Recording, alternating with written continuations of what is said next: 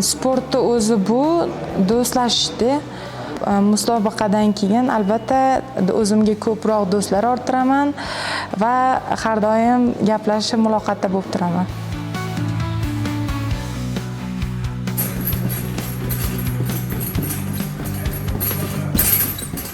Men Hilola Sobirova. Men hozir 25 yoshdaman.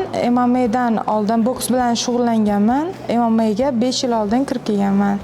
5 yildan beri MMA bilan shug'ullanib kelyapman.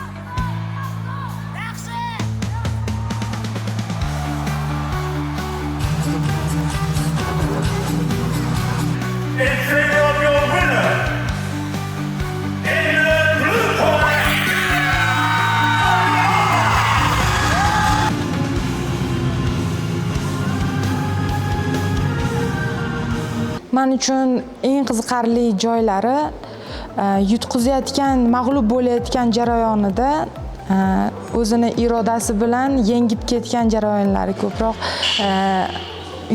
Oxirgi raunddagi oxirgi minutlarda yutib ketgan joylari juda ham qiziqarli men uchun.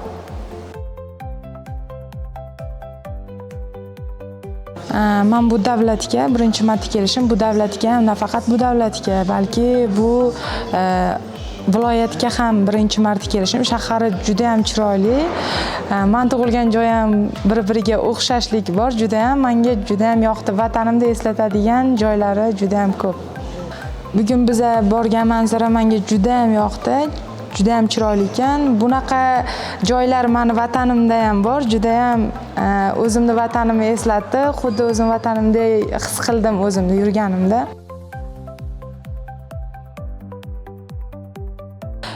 Xitoyga bez viza kirish men uchun juda ham qulay bo'ldi va kelajak yoshlarimizni ham sekin viza yo'qligi sababli hali Xitoyda juda ham ko'p musobaqalarda ishtirok etadi. Bu taraflama menga juda ham qulay, bu yoqdi.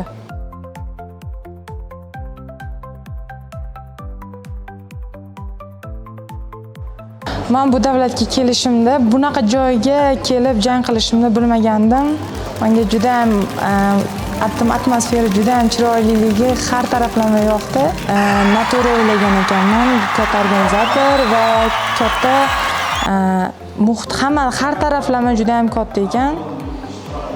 Kelajakda ham zo'r musobaqaga aylanib ketadi degan umiddaman.